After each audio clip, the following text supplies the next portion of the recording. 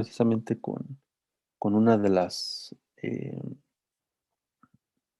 situaciones o de las aplicaciones que sí van a necesitar, ¿no? Ustedes como ingenieros biomédicos, pues sí van a tener que trabajar. De hecho, hay dispositivos y esa era una de las tareas, dispositivos que miden precisamente la presión osmótica, ¿no?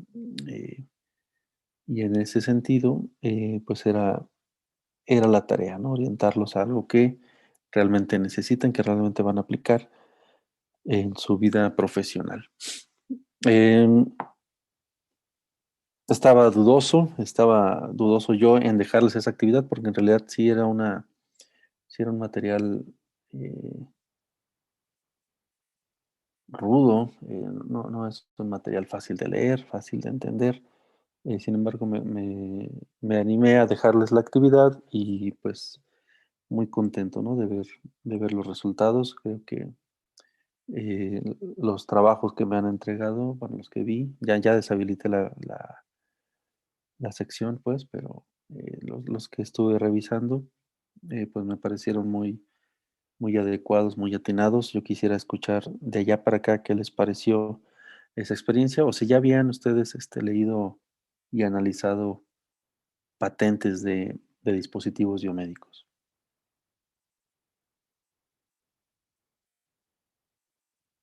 La verdad es que nunca, profesor. O sea, fue algo nuevo.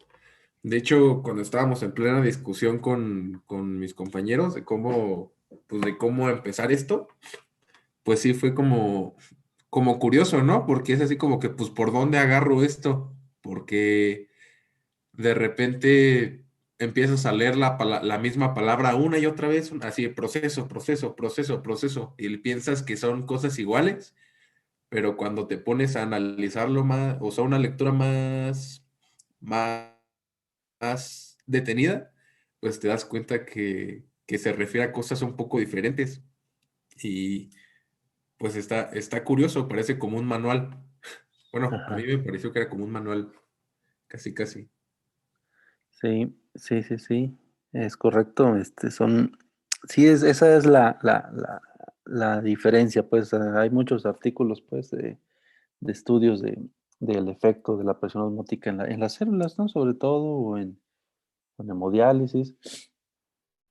Eh, y bueno, y también me encontré con varias patentes.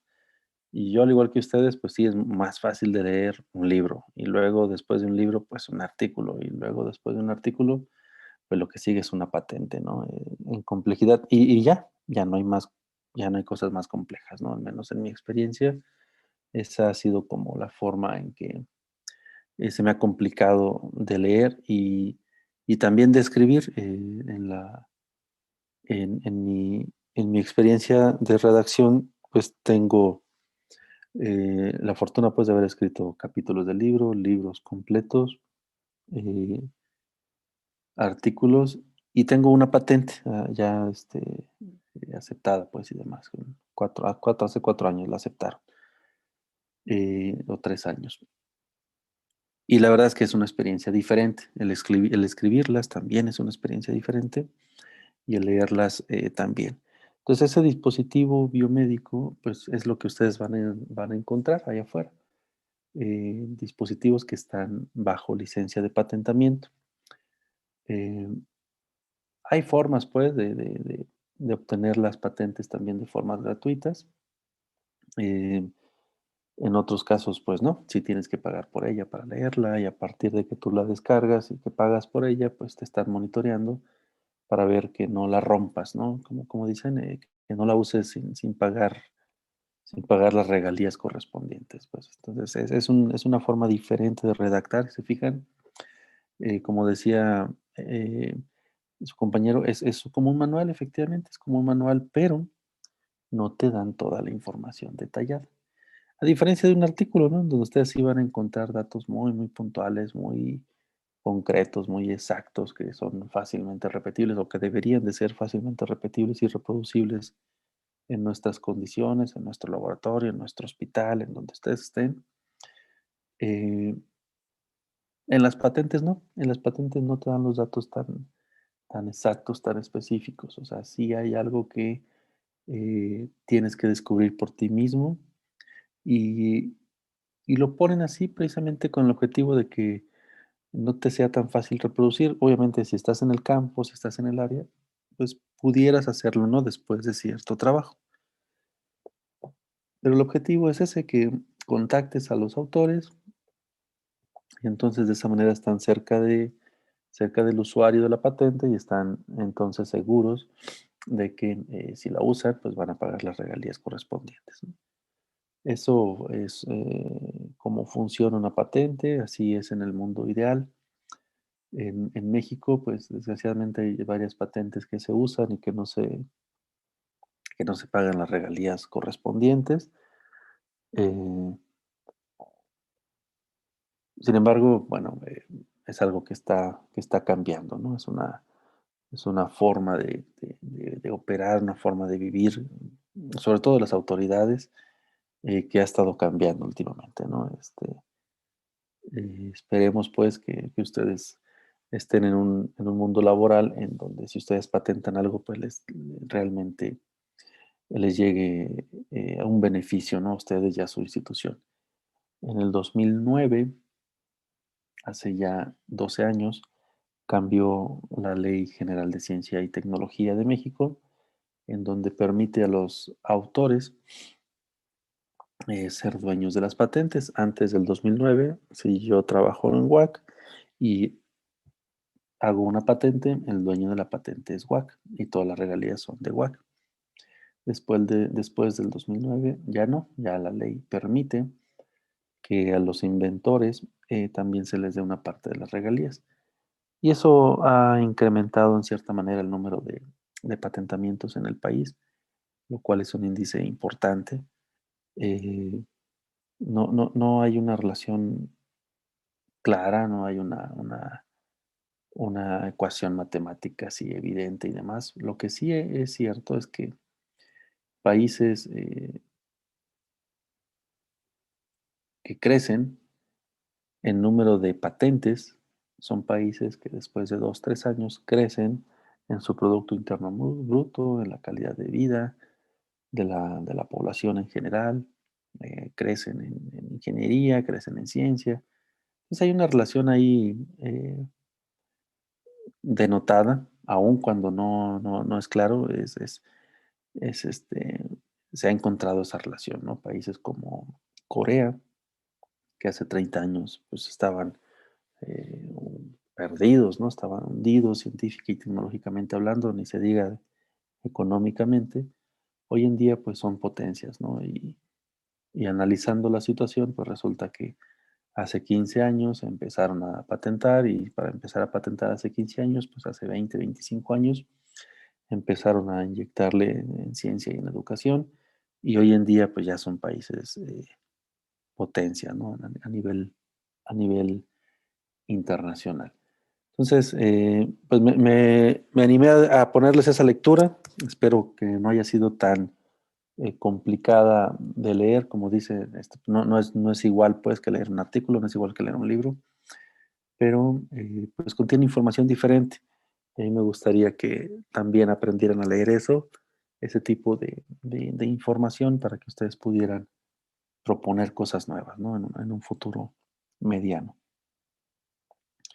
Muy bien, pues muchas gracias a todos los que participaron en ese ejercicio de lectura de la patente.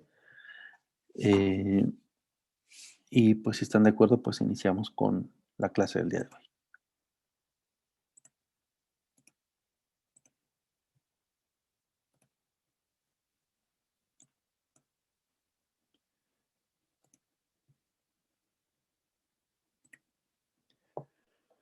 Ok, muchachos, bien.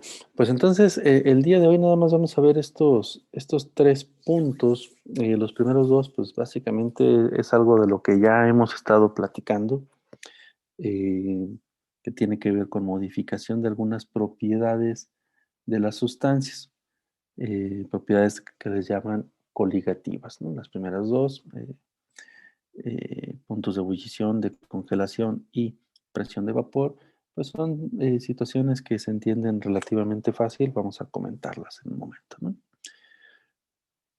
Entonces, bueno, algunas propiedades cambian cuando a la sustancia pura, o sea, la sustancia pura tiene un punto de ebullición, un punto de congelación, una presión de vapor, ya habíamos platicado que se logra el equilibrio en las fases, bla, bla, bla. Hemos hablado de sustancias puras. Ahora, cuando a esa sustancia le ponemos un soluto, es decir, algo que está diluido, está en una concentración muy pequeña con respecto a la sustancia que teníamos hace un momento pura, el hecho de agregar ese soluto, pues le vamos a cambiar algunas de las propiedades, es esperado, es normal. Eh, y cuando agregamos una cantidad pequeña, pues esas propiedades que le vamos a cambiar dependen de cuántas partículas de soluto se agreguen. Ese trabajo pues requiere ciertas, o ese análisis requiere ciertas restricciones. Esas restricciones son estas que están aquí. El soluto no es volátil, es decir, siempre va a estar contenido ahí en el solvente, de tal forma que no lo vamos a encontrar en la fase vapor. Si el solvente fuera sólido, bueno, el soluto tampoco se va a ir a la parte sólida, ¿no? Nada más va a quedar ahí en la parte líquida. Y si el solvente se congela, entonces el solvente puro va a quedar aparte con respecto a el soluto que estamos agregando. Entonces, bueno, eso de las propiedades coligativas eh, significan o vienen de un potencial químico disminuido. Es decir, tenemos una sustancia pura en estado líquido que tiene un potencial químico. Ese potencial químico, cuando yo le agrego un soluto, va a disminuir.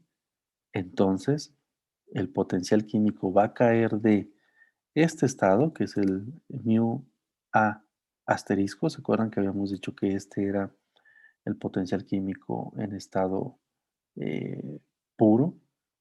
Hasta mu químico más RT logaritmo de XA, donde XA pues es eso, ¿no? La fracción molar de A. Y siempre va a ser menor que 1. Por lo tanto, esto va a ser una resta. Entonces,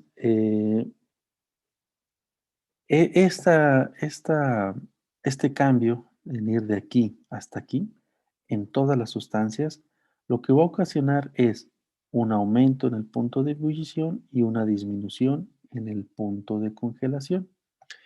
¿De qué manera? Bueno, pues va a depender de cada una de las sustancias, pero típicamente lo que vamos a encontrar es esto, ¿no?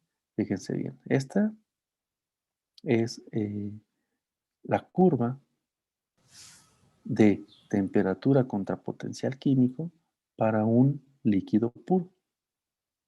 Cuando yo al líquido puro le agrego un soluto, entonces obtengo una curva como esta. Si se fijan entonces, lo que ocurrió aquí en esta parte donde estoy hablando del punto de congelamiento es que eh, ahora está en un valor de temperatura más bajo. Y en el caso del punto de ebullición, ahora está en un punto más alto. Si se fijan, eso ocurre para todas las sustancias, entonces hay una disminución del punto de congelamiento, hay un aumento del punto de ebullición y la relación, no hay un número pues, pero de manera general es mayor el delta T en disminución para el punto de congelación con respecto al incremento de temperatura para punto de ebullición.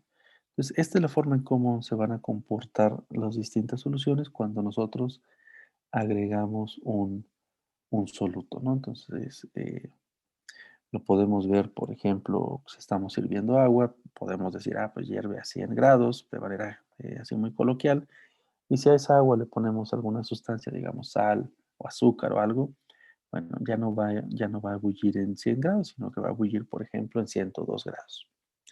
Igual la congelación, si nosotros queremos congelar agua, bueno, pues se congelaría en 0 grados, pero si es agua con azúcar, por ejemplo, bueno, no se va a congelar en 100, perdón, en 0, sino que se va a congelar, por ejemplo, en -6 o en -8 grados Celsius, ¿no?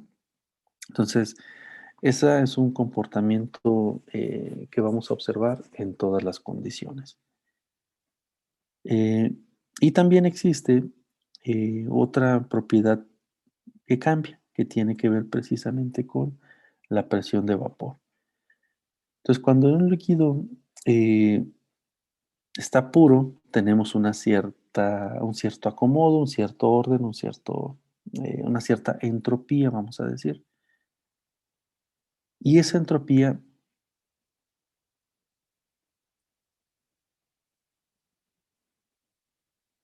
pura es menor que la entropía cuando la solución tiene el soluto.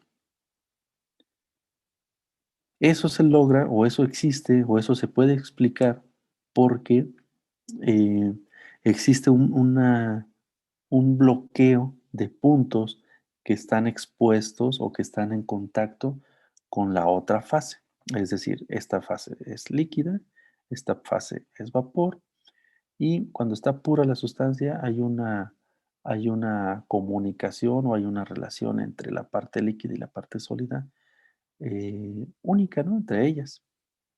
Cuando nosotros agregamos un soluto, decíamos que el soluto siempre va a estar en la parte líquida y que estamos asumiendo que no es volátil. Entonces, esas partículas del soluto bloquean esa comunicación directa que tienen con la fase vapor, de tal suerte que hay menos partículas acá en la fase vapor cuando hay un soluto con respecto a cuando no hay soluto. Eso numéricamente pues lo que nos dice es que la presión de vapor va a disminuir o va a ser menor aquí cuando hay solutos que acá cuando no hay solutos. Y eso, bueno, ya el valor pues ya depende de cada situación, de qué líquido estemos hablando y de qué soluto estemos hablando. Eh, Profe, una pregunta. sí, dígame. ¿A qué se refiere con volatilidad? Es que lo estamos viendo, pero como que todavía no me ha quedado muy claro y creo que esas imágenes podrían ayudarme. Volatilidad es que no tiene la capacidad de irse a esta parte. Es decir, fíjese bien, usted tiene una molécula aquí que tiene una cierta masa, ¿no? Al final del día. Y esa molécula debería de ser capaz de irse a la otra parte. A ver, vamos a poner un ejemplo. Un refresco. En un refresco usted tiene aquí, pues, tiene un montón de agua, ¿no? Pero no tiene agua nada más. Si en un refresco usted le pone, por ejemplo, la mitad del refresco y la sella con la tapa que trae, pues no, ¿no? Porque de todas maneras se le van varios gases. Pero si le pone, por ejemplo, en la tapa, le pone un globo, entonces sí va a lograr un sistema cerrado y hermético. Va a tener un sistema en donde va a haber un equilibrio entre lo que tenga aquí y lo que tenga acá. Si hablamos de un refresco, pues tiene muchas sustancias, ¿no? Podemos decir así fácil, pues tiene azúcar y tiene carbonatos y demás, ¿no? El carbonato, pues sí es una sustancia volátil. ¿Por qué? Pues porque tiene la capacidad, tiene la densidad o tiene la masa, pues, yo creo que densidad sería lo más correcto de utilizar, como para estar en esta otra fase, la fase gaseosa. A diferencia de alguna otra sustancia como el azúcar, pues el azúcar, la molécula es mayor y esa no va a poder andar acá. A lo mejor en la misma agua se trae alguna molécula de azúcar, de hecho eso ocurre, ¿no? Sí es posible pues que el agua traiga aquí arrastrando alguna molécula de azúcar, ¿no? Por solvatación, etcétera. Eso es posible que ocurra. Sin embargo, en este caso, la restricción es que no es volátil, ¿no? Que no se va a venir para acá. En la realidad, no sé la situación que usted esté viendo ahorita, que usted esté revisando, pero en la realidad sí va a ocurrir eso, es decir, algunas moléculas de aquí sí se van a ir a la fase vapor por arrastre o a lo mejor sí tienen la capacidad de dejar la parte líquida, las uniones aquí no son tan fuertes o la temperatura es suficientemente alta, la energía pues que le están metiendo al sistema es suficientemente alta, como para orillarlos a que se vayan a la otra fase. No sé si vaya por ahí su pregunta o están Sí. en algún sistema de destilación o algo así, no sé.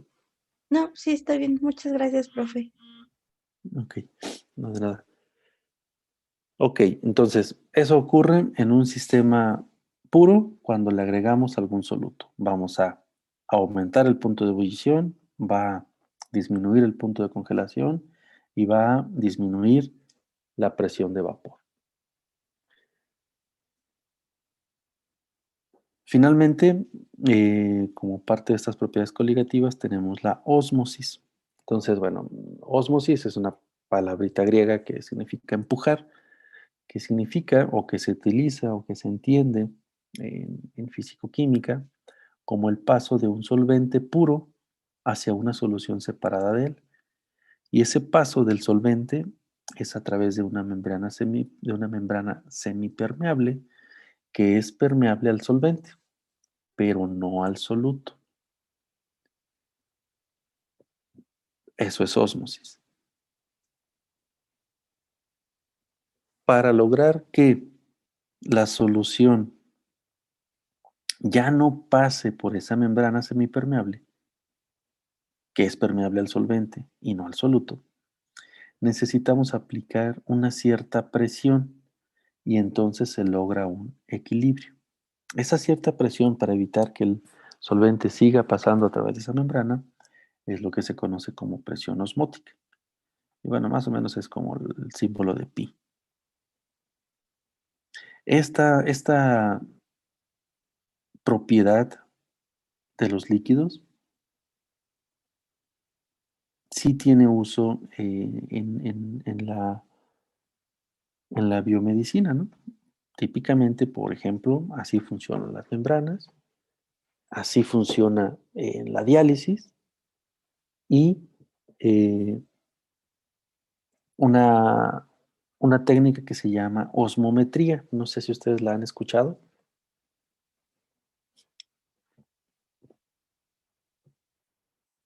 Bueno, la osmometría es una técnica que se utiliza para conocer la masa molar de macromoléculas. Eh, y esas macromoléculas se pueden conocer en dos sentidos, ¿no? Una, las moléculas grandes sintetizadas por el humano, como los polímeros, pues, que hacemos, pero también ocurre en el cuerpo. Algunas macromoléculas como proteínas se pueden estudiar a través de esta técnica de osmometría. Eh, en ese sentido, yo quiero ponerles un ejercicio de osmometría para que lo hagan ahorita en su cuaderno y ahorita lo resolvemos, ¿no? Es un ejercicio relativamente sencillo. Lo único que tiene complejo es las conversiones, las unidades de conversión. Entonces quiero que hagan este ejercicio, por favor. Se los voy a poner ahorita ahí en el, en el chat. Eh, y para que lo copien y lo peguen. Y entonces lo único que les pido que copien son estos datos, que no sé si los voy a poder copiar o no.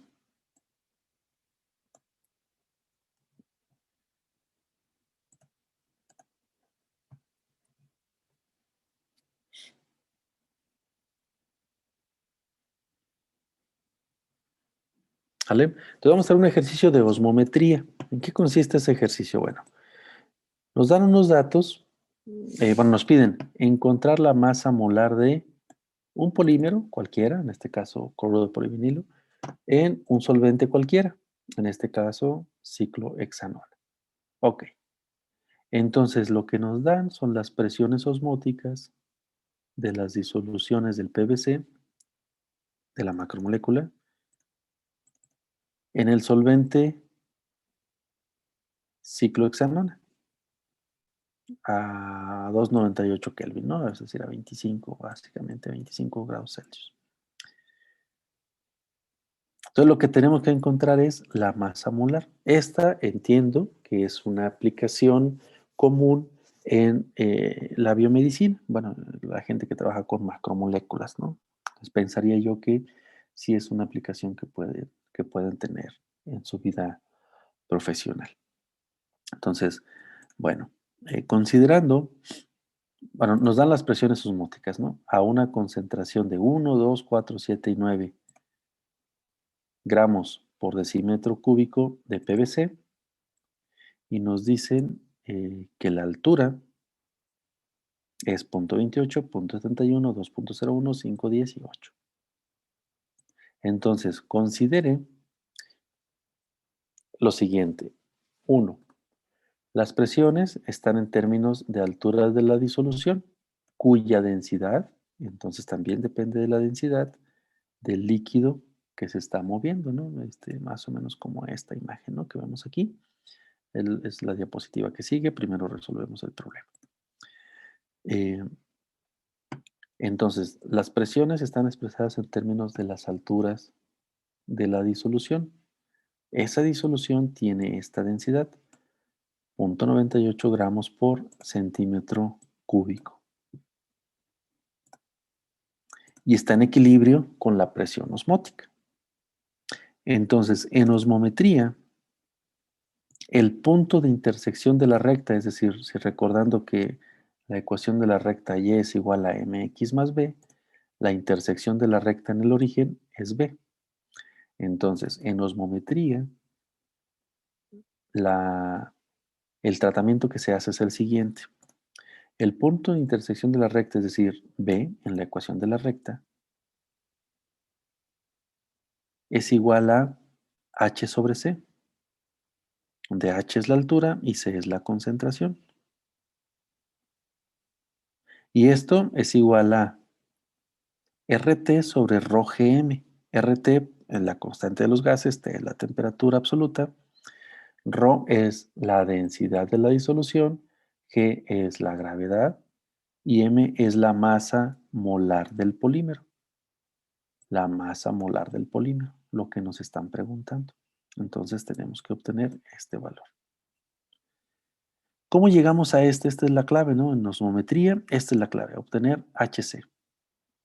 ¿Cuánto valdría HC? Que es lo que vamos a igualar a RT sobre ρgm. Bueno, HC es el valor de la ordenada al origen cuando yo tengo una gráfica como esta, por eso lo puse aquí como tip. Una gráfica como esta, en donde C en C, la concentración, va a estar en las abscisas y H sobre C, dividir H sobre C, nos va a dar el valor de las ordenadas.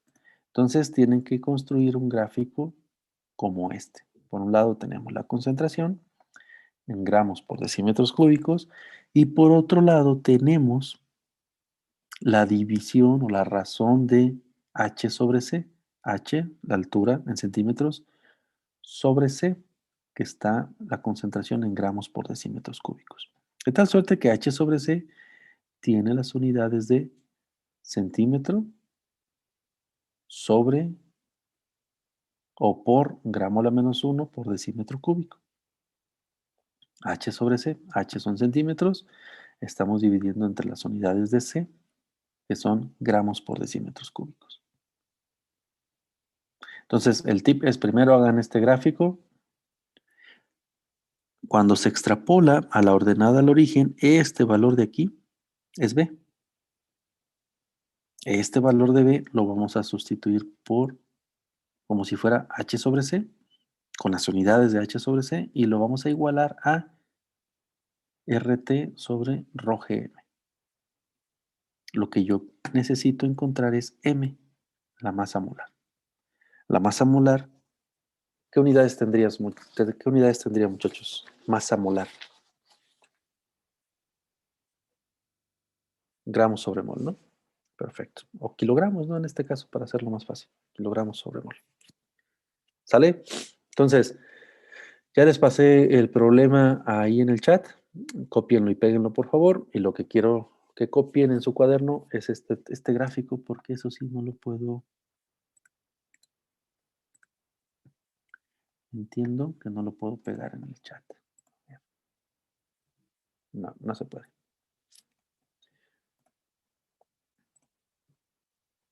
¿Vale? Entonces no tiene mucha complejidad, únicamente es un poquito de manejo de unidades.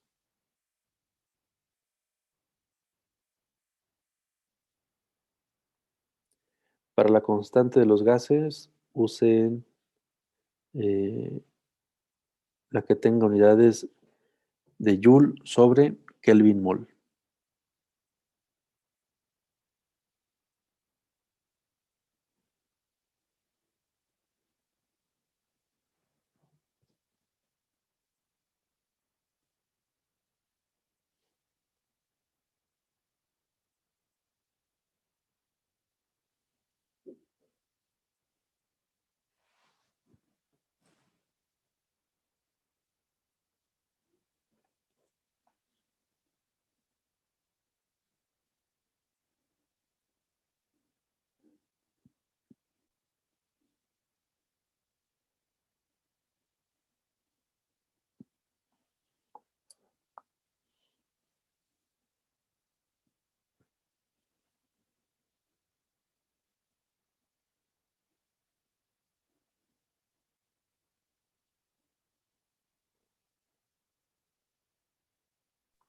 Profe, perdón, ¿en qué unidad es la masa molar?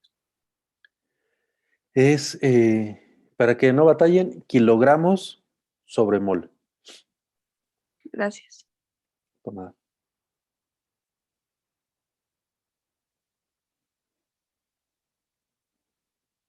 Díganme, ¿ya todos lo copiaron? Más bien, ¿alguien falta de copiarlo?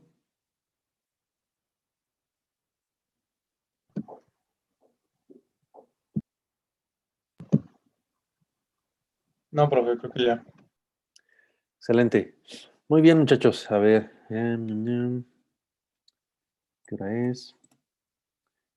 7:44. Sale, los veo a las 8. 15 minutitos, como si estuviéramos ahí en el aula. ¿Vale? 15 minutos para que lo respondan. No es muy complicado, salvo manejo de unidades. Con calma. Los veo en 15 minutos para solucionarlo. Bueno, para ver quién lo solucionó. ¿Vale? Ahorita nos vemos. Sí, profe, gracias. Sí, profe, está bien. Vale.